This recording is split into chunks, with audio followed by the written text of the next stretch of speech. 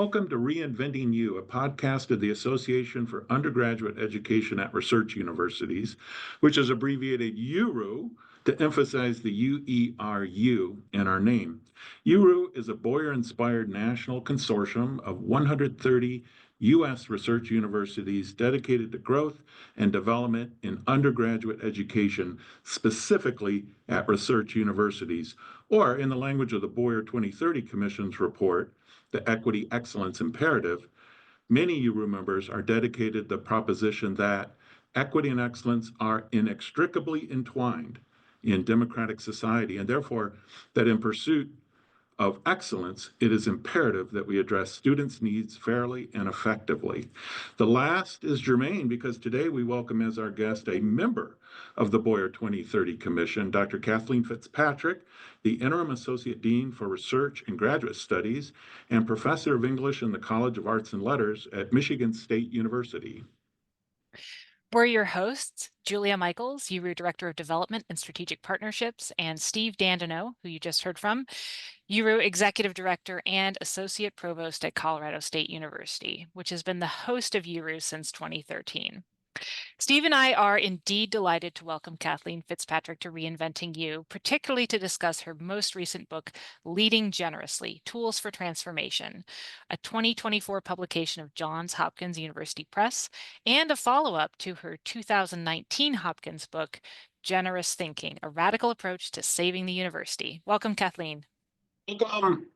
Thank you. Thank you. All right.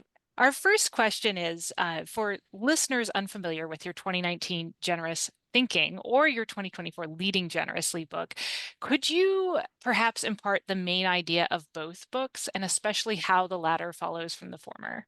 Absolutely. And thank you again for having me here today. I'm really delighted to get to talk with y'all a little bit. So the 2019 book, Generous Thinking, grew out of a sense that I had that the crisis, or several of the different crises that we were facing in higher education, could be better addressed and better solved if we were to focus our attention on rebuilding relationships of trust between folks working on campuses and the communities that our institutions are meant to serve. And so in Generous Thinking, that argument takes a bunch of different forms. I talk about the ways that, for instance, my background is as a professor of English, ways that scholars of literature might do a better job of thinking about the ways that publics read and why they might be interested in some of the things that are going on in our English departments, and how we might better bridge what the sort of professional reading apparatuses that we work with in English departments look like and the ways that public readers read. And I talk about, the importance of doing our work in public where the public can see and benefit from the work that we do and other kinds of things in that book. And it concludes with an argument that that university structures are going to need to change in order to support doing that kind of publicly engaged work, in order to make sure that it's fully supported and rewarded in academic processes. So I finished that book, 2018-ish. It went to press. It came out in 2019. And at some point, very, very brief, shortly after it came out, I gave a talk at Virginia Tech. And one of the attendees at the talk, who had sort of listened to the book spiel, said, this is all well and good, right? Like, generosity is a great idea when we're flush. Right. But how do we remain generous when we're facing budget cuts, for instance? How do we avoid every unit and every university employee retreating to that individualistic mode of protecting the resources that we have available and keeping us from building those bridges and being generous precisely at those moments when we need it? And I gave some kind of answer in that moment. I don't even remember particularly what it was, but I do remember standing there thinking, oh man, she's right. That's exactly the question that I need to be thinking about. Like, what do we do in hard times? How do we remain generous? And so leading generously sort of grew out from that moment, as well as grew out from some of my experiences here at Michigan State, and really had me thinking about what the nature of academic leadership was and how our understandings of it might best change in order to foster that kind of generosity, in order to make our universities genuinely good places to work. So that for me in leading generously requires a real rethinking of what it is we mean when we talk about leadership, where leadership lives, right? We use leadership a lot of times as a euphemism for the upper administration. And instead, if we understand that leadership is something that each of us everywhere within the institution can embody and can manifest in our whatever our sphere of control is, then we can start thinking about ways that leadership might become a more collective and collaborative process, in ways that each of us working in real concert with the folks around us can help make the university a better place to learn and to live and to work. So that's the argument from leading generously. It does still leave some open-ended questions about how one goes about doing these things. So the book is sort of broken down into three parts. The first chunk of it is a couple of chapters that really dig into the notion of the crisis in academia. Like what is the situation that we're facing economically, labor-wise, politically, prior to this year, obviously, because the book came out in 2024. And then sort of digging into some of these questions about the nature of leadership and how our understanding of it might shift. The second chunk of the book is a series of brief chapters that I refer to as tools. And they're basically principles that any given leader at any level within an institution should be thinking about as they approach the process of leadership. Things like listening, like vulnerability, like trust, like all of the kinds of things that we need to have in place in order to create the possibility for leadership wherever we are within the organization. And then the final chunk of the book focuses on 5 case studies in which I look at institutions and specific projects within institutions where transformative change has happened, and really talk with those leaders about how that came about, what work they had to do, what qualities they had to embody, how they learned and grew in the process of the work that they did, in a way that I hope can help folks really learn that change is possible. It can be done. It just takes certain kinds of commitment and certain kinds of collaboration in order to make it possible. I'm struck by the way you formulated or the way you describe leadership is it's democratic, small d, through and through. Mhm. It's that kind of conception. And as you just alluded to, we're in a different context now in 2025 than we were when this book appeared just last year. So here it is late in April of 2025. The news headlines this morning I noticed I saw a judge in Milwaukee had been arrested by the FBI, accused of protecting immigrants or shielding immigrants from federal authorities, et cetera, et cetera. It gives you a sense, just to remind people who are listening, the times we live in have that sort of thing happening on a daily Mhm. basis. And I wonder, Kathleen, if the how of change, which is the focus of this book, the focus on relationships, on solidarity, have themselves changed in 2025, or is it simply just that our current context requires generous thinking and leading generously all the more? I would tend to say that last phrase of yours again, right? That this context absolutely demands generous thinking and leading generously, not least because we are in a position in which we have to look out for one another. if we're going to be able to look out for ourselves, falling back into individualistic modes of like, I'm just going to take care of me and my little people right over here, and I'm going to ignore everything that's happening with the world, is a big part of what's gotten us into this mess.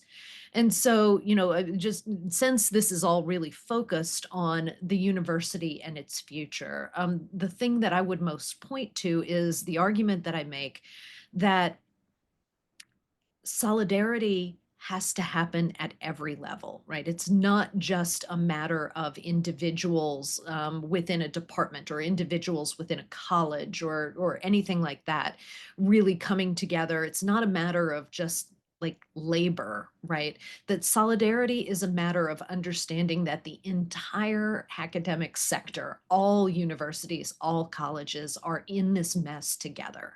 And that if we can't find a way to stop competing with one another and instead recognize that we have more to gain from collaboration than we have to lose, we're sunk. So I think it's one of the reasons why I've been so heartened by the institutions in the Big Ten Academic Alliance, their faculty senates, one after another, passing this call for a mutual defense compact across those institutions. I think we need those, and we need them as broadly as possible throughout our institutions and across our institutions in order to ensure that universities, that higher education as a sector, can stand up and declare its significance for this culture and can say that, we will defend any institution that is attacked on this basis. It's absolutely necessary. And so, yeah, I do believe that level of generosity, of recognizing that we're in this together, is more necessary than ever before. That's really beautiful. And I Well, and think I think that collective action piece of this is really central to the book. You write at one point, for example, I'm just going to quote a few of your words. So on page 35, you write that groups of people working together can form coalitions and mobilize them to develop new organizational structures with collectivity at their center. And then a few pages later, you talk about how we collectively, faculty, staff, and students as well, not only have the agency, but also the responsibility to step forward, to take action, and to demonstrate that we belong to the institution as much as it belongs to us. Can you say a little bit more about your theory of leadership and the kind of society that's implied in it, the kind of values that are at stake in it? You've said a little bit already about that, but what other values do you think should be brought to the fore here? I Thanks for that question. I mean, every time I think about like what is my theory of leadership, I come back to a quote that I use in the book. It's from Chris Berg, who's the director of the libraries at Michigan State. I wish at MIT. Chris is just delightful, and when I was talking with her about the questions that I had regarding leadership, she said flat out, the future of leadership is 100% relationships and coalition building. And I firmly believe this. I absolutely believe that a leader without relationships is leading no one. And any leader with that top down, I am charging ahead mode and everybody else must follow me, has failed the people that are ultimately supposed to be following them, right? They need to be brought into coalition and into really adopting whatever goals the leader is trying to kind of lead the organization toward, if it's going to work. And so I tend to think about this kind of question within the academy from a perspective that is trying to understand why change seems so hard for us, right? And in large part, I had this described to me recently using that Superman meme where there are like multiple Supermans and they're all pointing at one another, right? We have this tendency to believe that change has to start somewhere else other than where we are sitting, right? That oh, we couldn't possibly change that because the dean won't let us do X, or we couldn't possibly change that process in the college because the provost will say no to Y. And in fact, those things are very rarely true. In fact, if the dean and or the provost are brought into conversation around these things, if there is a groundswell from within a department or a college of interest in making a certain kind of change, the college might have to argue for it. It might have to demonstrate the reasons why that change is important, but it's very rarely going to be met with flat no, at least if the provost is a good leader, right? So I always think about, when I first came to Michigan State, I came here in 2017. And as I was in the negotiation phase on the offer that I had been given, my dean to be, Chris Long, had sent me a copy of a bunch of documents, including the bylaws of the English department. And the bylaws, I will say here, and I don't think I am speaking out of school when I say that they read as if they had been written in 1972. There was no sense whatsoever in them that scholarship was taking new forms, and that we might want to consider those new forms as we do promotion and tenure reviews. There was none of that was there. And so I just sort of said to Chris, do you think the department might be willing to consider revising the bylaws? And he said, well, I don't know, but you could ask them.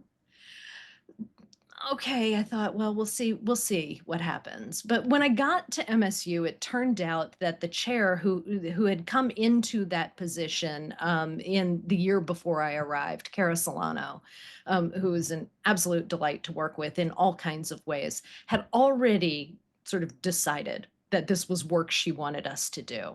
And she went about it in this brilliant fashion. She got the entire department together and said, everybody is going to participate in this process, right? So I'm going to break the entire department up into committees that are going to take on the major chunks of the bylaws. And then, you can break yourselves into subcommittees if you feel like the chunk you've got needs multiple groups paying attention to it. And we worked through over the course of a year, worked through the entirety of the bylaws.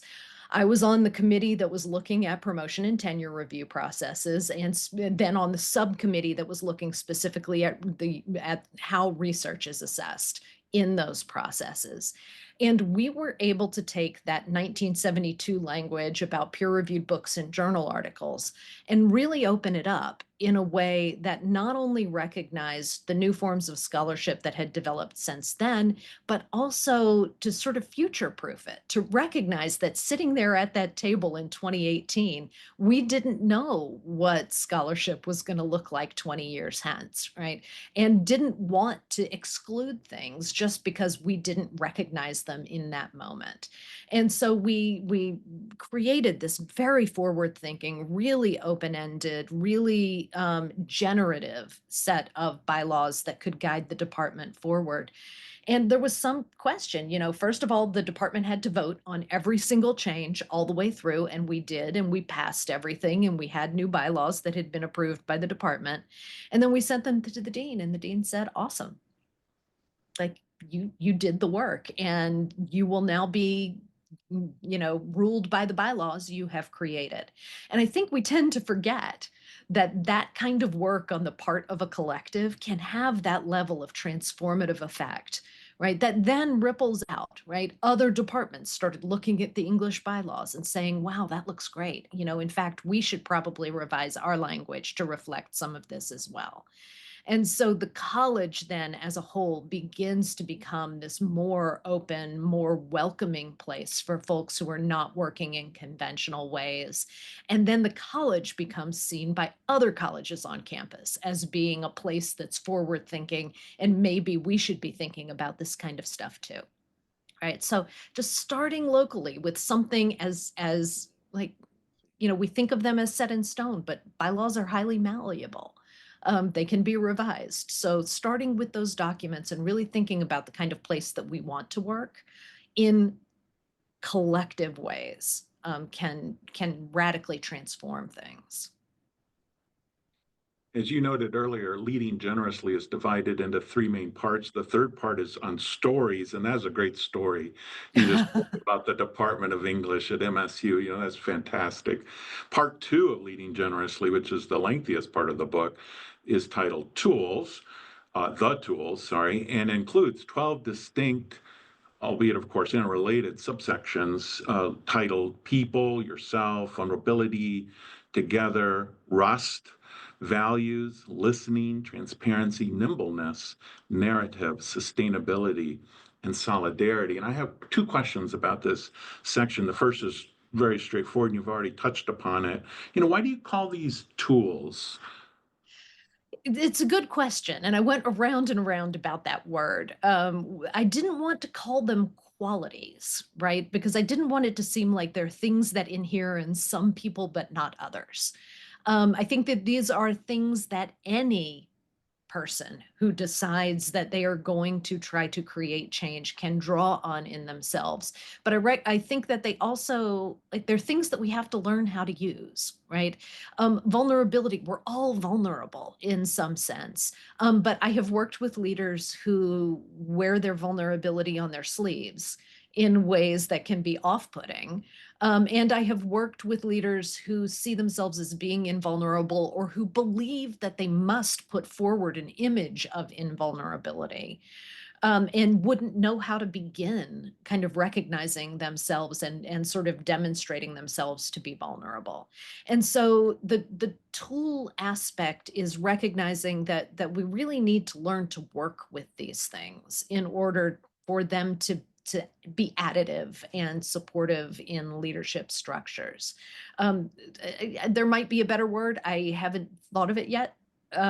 Maybe that's for another edition. But I think tools is something that I'm hoping that we can point to as a way for people to recognize that I have this toolbox. I have these things that I can draw upon when I need to help me through difficult situations. Sounds pragmatic in the democratic sense. Yeah. Available for everyone, part of our common resources, that all of us should avail themselves of. I get it now. That makes total sense. To my other sort of question, it's a little lengthier. I want the listener to know that each section of the book concludes with questions for reflections and discussion.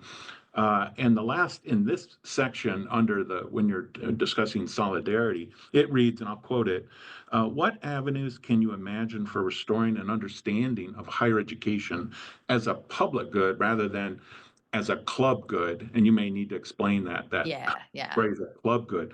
What would be required, you write in the book, what would be required for us to fight for such a just future, unquote? Could you kind of maybe explain that notion of a public versus club good, and what your answer to that question is? Absolutely. So this notion of the public good versus the club good is something that arises out of economic theory. And the idea is that a club good, so different types of goods are distinguished in economic theory from one another, based on whether they're rivalrous, which means that, like, my use of a particular good makes that good less available for other people. If we have a bunch of apples and I take an apple, there's one fewer apple for everybody else, right? So the apples are rivalrous. And then the other, and now I'm going to completely forget the term that gets used for this. The other way that goods are distinguished from one another is whether anybody can be stopped from using them, right? Are they fully open in a way like breathing the air? I can't stop you from breathing the air, right? I can't tell you that air is mine. As opposed to things like going back to those apples. I can tell you those apples are mine and I can keep you from using them, right? So a club good is a good that's non-rivalrous in that my use of it doesn't diminish its availability for anybody else. But other people can be fenced out of using it, right? So think about internet access as being an example here, right? I have commercial internet access streaming into my home, theoretically, my use of it doesn't diminish its availability for anyone else. But the company that's providing me with my internet access can shut me off if I don't pay my bill, right? So internet access is in that sense a club good.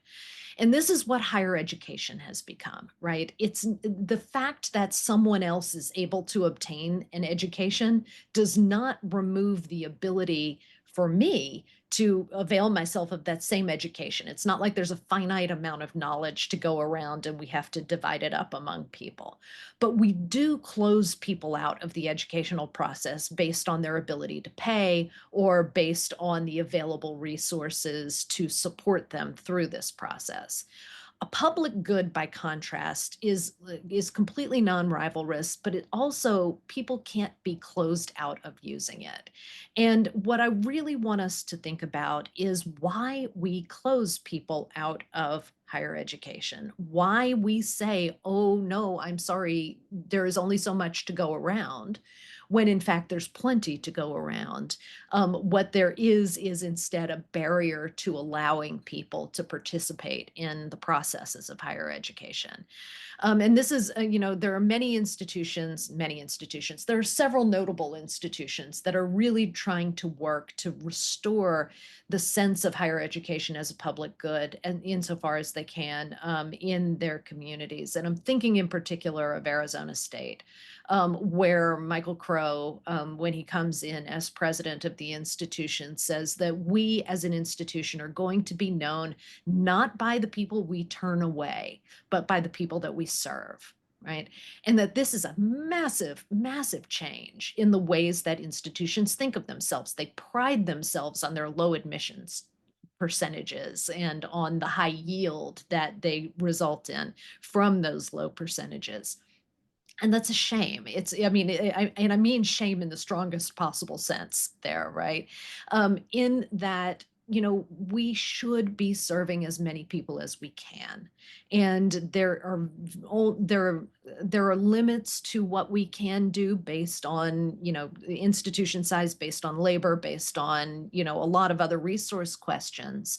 But creating artificial scarcity around the kinds of work that we do is part, I think, of what it's one of the contributing factors to the level of resentment of institutions of higher education in contemporary culture. And so I would really, really like us to think about how we restore that sense of higher education as a public good to each of our institutions, but also to the world. Because we're in a position now where we have so convinced everybody that higher education is not a public good, that we should be able to close people out of participation, that folks coming to us for that education now have been led to think of themselves as consumers, right? They are buying a service, and therefore the service that they're buying is the credential that will come at the end of the education process. And in so doing, like, the entire process of education has become instrumentalized. It's been turned into a transaction that provides a service that can be used on the open market. What I really, really want us to be thinking about, and I do not have easy pathways for this to happen, especially in 2025. But really want us to be thinking about how each of our institutions serves the public and how we communicate with the public in ways that allows us to say that we are more than a credentialing service, right? The education that we are providing is creating whole humans, and it's creating just societies, and it's making the conditions of possibility for a world that we actually want to live in available to all of us. Um, Having that as our primary goal and really trying to think with all of our programs, with all of our units, especially our public facing units, how are we doing that work? How are we showing that we're doing that work to the world around us? Is, I think, one of the key avenues for convincing this country that, in fact, higher education should be a public good. Earlier in this conversation, Kathleen, you shared a really great story about transformation within the English department, but your book also includes inspiring stories of institutional level transformation. And I'm wondering if Yeah. you could briefly share one of those stories with us. I will do my best to do justice to this story, right? These are stories that were told to me by the folks who were most directly involved in these changes. And they were absolutely moving to hear like the passion behind the change and where it came from. I'm just going to point to Robin Schulze, who is, I believe, now the former dean of the College of Arts and Sciences at the University at Buffalo. She had been in that role for quite some time, and I believe has just stepped back into the faculty, if I'm not incorrect. During her time as dean, she made the decision that she wanted to do as much work as she could to hire a faculty within the college that would look more like the student population that University at Buffalo was recruiting. Increasingly, the University at Buffalo was recruiting first generation students of color, and they were arriving on campus to find an overwhelmingly white faculty. And in order to serve those students as well as they should be served, she recognized that it was really important for those students to have mentors on campus, who would support them in the ways and who would support their educational goals, who would be models for them of what the possibilities of higher education were. So she went to the faculty, and I should preface this by saying that she did lead the story by saying that she was working with one piece of what she called the SUNY secret sauce, right? Which is that in the state of New York, in the SUNY system, target of opportunity hires are legal. Right, which means that there need not be the standard kind of national search for every single position if there is a particular individual that the institution wants to target for hiring. So she started by going to the college. And again, this is another one of those stories of broad based participation in a process. She went to the college and told them what she wanted to do, that she wanted to do a series of highly targeted hires that would create greater diversity and greater representation across the college in all its departments in order to support the students that were being recruited. She had every department um, come up with its own list of the folks that they would most want to target as potential hires. She then had the divisions within the college come together and each bring those lists to the table and have a lot of discussion and do some kind of organizing of those lists as a division. And then she had the whole college come together and do this same kind of work across the entirety of the college. And over a period of discussions, that the college agreed upon a list of folks that they wanted to reach out and target for hiring and bring to Buffalo. And then she started making the hires, right? She started making the offers. And the offers came directly from the dean because she wanted it to be clear that this is a college level initiative and that you are going to be supported by the college if you choose to accept this offer. And she had phenomenal success with it.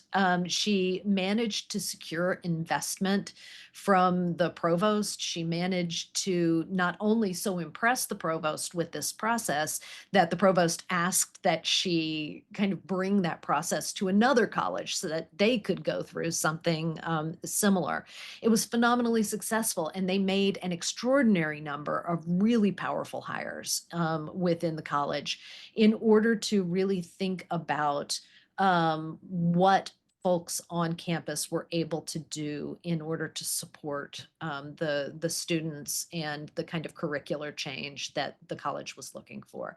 It was absolutely transformative. And at the time when I talked to her, Many of those offers that she made had been accepted. She was still waiting to hear on a few, but she now had brought those same folks across the college together to start talking early about retention, right? To make sure that the people who were coming in to do this extraordinary service for the college, in supporting students of color and first generation students on their path through higher education were going to be supported in doing that work. And that I look forward to hearing more, from Buffalo about how that process has unfolded for them since I talked with Robin. But to hear her tell this story of a change that was, it may have been an idea that began with her. It may have required support from above her in order, to have the financial part at hand. It may have required that SUNY secret sauce, as she said, but it also required extraordinary buy-in and collaboration across the entirety of the faculty in that college in order to make it happen. Well, that is leadership right there. And that's the kind of bold leadership that I really think we need in 2025. One of the Indeed. things I love about your book is at the end, you have these words of advice. They're very pithy, but they are, to start small, but think big, be patient, but not too patient, be prepared, but stay nimble, play the long game, work in the environment you want to create, and take care of yourself as you take care of others. And then lastly, you say that we should find and share other guides and sources of support. And I just love those really actionable words of advice and sort of support for leaders to take action in the ways that you argue for in your book. But given the time that we're in here in the first half of 2025, would you expand on that list, modify them, or maybe prioritize them a bit differently?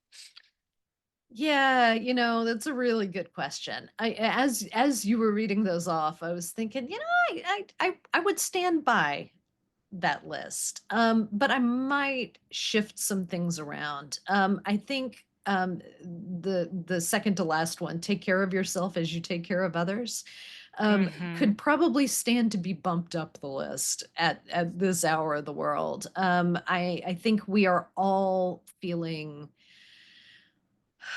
I don't think it's too, much to say that we're feeling a bit pummeled right now, and finding ways to sort of mourn the losses that we're experiencing as grants are being withdrawn, and as other threats to our institutions are coming down the pike is important.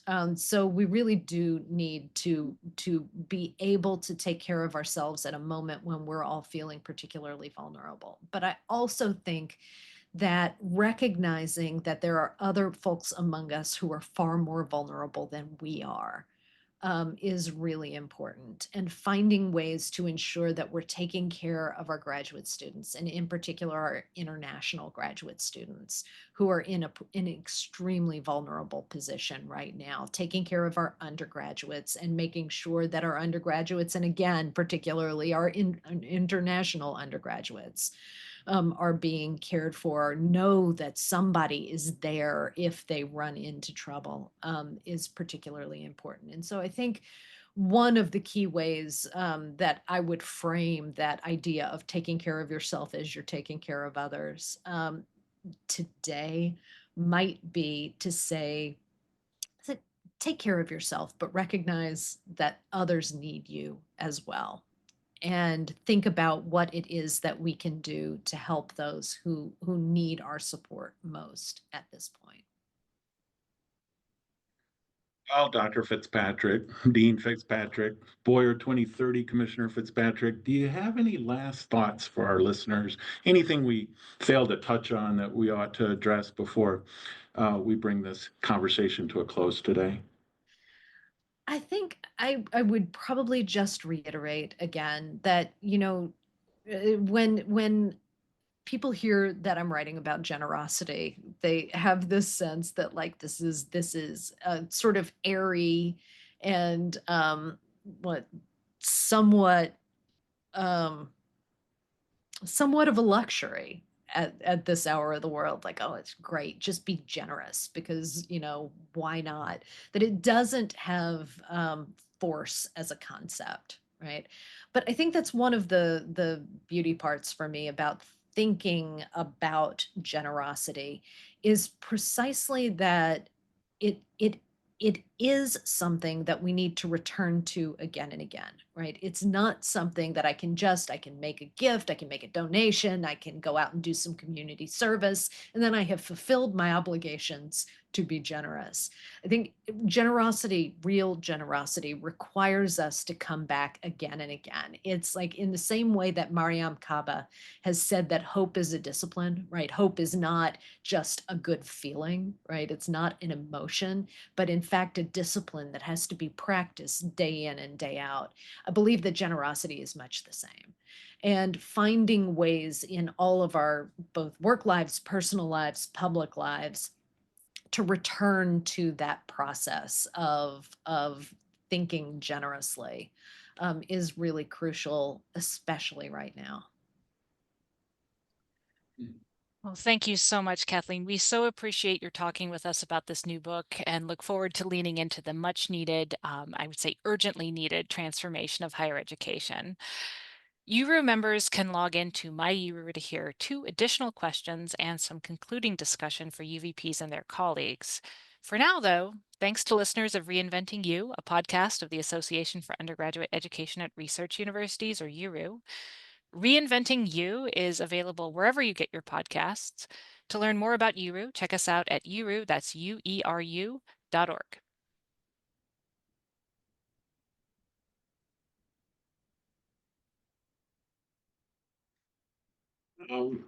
Kathleen, you serve, in leadership at Michigan State University, an institution which had 2 recent presidents and an interim president leave under, let's say, difficult circumstances. The first as a result of a, very infamous and widely reported and really grievous sexual assault scandal. The second, due to a conflict with the elected board in Michigan, the board members of the board are elected popularly. In the interim, yielding to a new president from outside of Michigan State University, who himself faced board challenges when he was serving at his previous institutions. Um, you write about all of this sort of thing, leadership in higher education. Could you share for our undergraduate vice provosts and vice presidents and other leaders who are members of URU? Could you, maybe share your candid assessment of how these kinds of leadership challenges impact the institutions that we all cherish and serve? Yeah. Well, thank you for that question.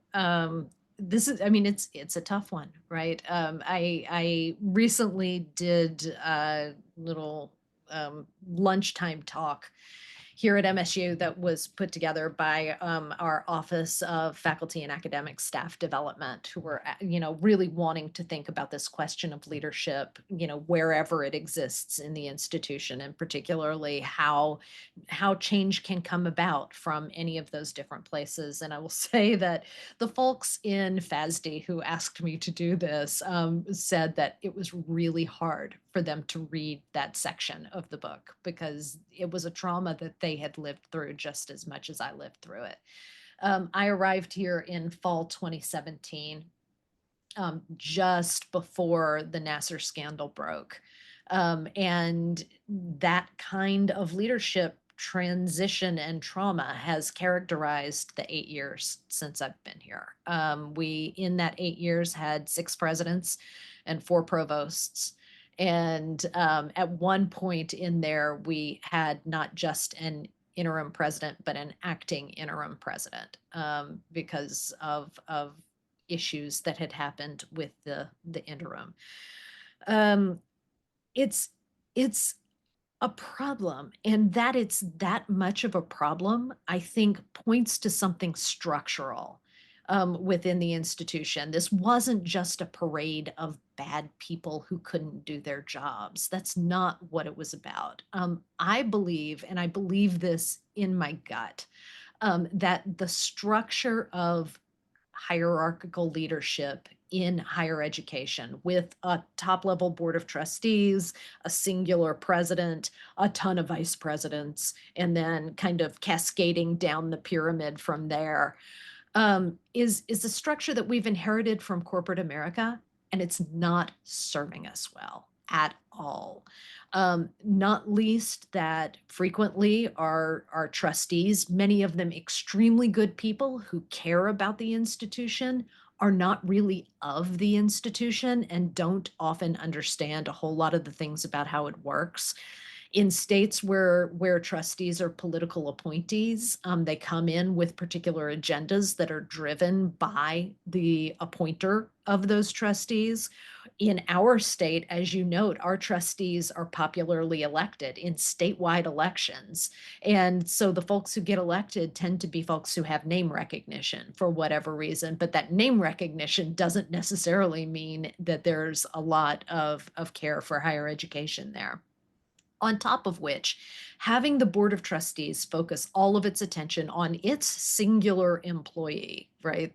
The president of the institution, places undue weight on that person who must appear to be utterly invulnerable and visionary and able to carry an institution single-handedly into the future, and it sets that person up for failure, regardless of how good a president they could possibly be. So I in an ideal world, would really like institutions of higher education, but I'm going to say that, but I don't think it can happen at the institutional level. I think it's got to happen in more of a consortial fashion, so starting with some of our organizations for higher education leadership, to really start thinking about the literature that we're seeing in leadership circles around nonprofit leadership, and how more and more nonprofit leaderships are changing from the singular executive director to a team of co-executive directors, because they're recognizing that placing the weight on a singular person within a hierarchical structure beneath them is counterintuitive to the ways that nonprofits ought to operate, right? I would really love an institution to think bravely and generatively about what the ideal structure of leadership for an educational institution might look like, and to do some experimenting with it. There would have to be a lot of conversation. You would have to have a board that was willing to take this on. You would have to have an institution that was brave enough to think, well, what if we didn't have a singular president? What if we had instead a team that was the leadership team? And of course, every president is going to say, but I have a leadership team. Of course, I can't operate without all my vice presidents. But that's not the same thing, right? The vice presidents serve at the pleasure of the president, and many of the vice presidents, in fact, would like to be president. And therefore, that sort of individualistic mode of hierarchical leadership is still there, even when the team of vice presidents operate as a team. So thinking about what it would take to really remake academic leadership as as a team sport, would be something that I would love to think about. The impact of the string of leadership changes on Michigan State is hard to assess. I think looking at this is all coming from me and my perspective, right? And so this is like Kathleen's sense of what that impact has been. I think we have a faculty now and a staff that are very easily demoralized, because we've seen so much transition and we've seen so much bad behavior up above, that we just simply don't know. We don't know what's going to happen. I think our president right now, Kevin Guskowitz, thank goodness he came in with the experience that he had in North Carolina before entering into this role, and he knew what to expect from our board of trustees. So he created an agreement with them on his way in the door about how they would operate with mutual respect. And I think that has gone a long distance to make his term thus far very positive. But I think the institution as a whole will be for quite a while waiting for the next shoe to drop. And that is not a good way to live as an academic institution. We really need a kind of confidence that the institution will survive with its values and its goals intact, regardless of what's happening in that sort of top tier leadership. Well, let's conclude on a positive note. What's what's the most inspiring thing that you see day to day, and perhaps what's the most inspiring phenomenon that you think sits on the horizon for higher education and for leadership in particular? So I'm gonna give you one answer to that, because I think it's kind of the same thing. I mean, this is something that I get to see day to day because of where I live, in the College of Arts and Letters at Michigan State University. But I think that this is something that's on the horizon for a lot more places, a lot more institutions, as we start getting the word out about the work that's been going on here. And this is another one of the stories that I tell in that last section of the book is about the dean's team in the College of Arts and Letters before I joined that team. So I am not a part of this story, but I have been a beneficiary of it. Really transforming the ways that assessment happens within the institution. And when I say assessment, I mean annual review, I mean promotion and tenure review, not just of faculty, right? Not just the tenure system faculty, but of all faculty, of staff. And we're now bringing it to graduate students and undergraduates as well.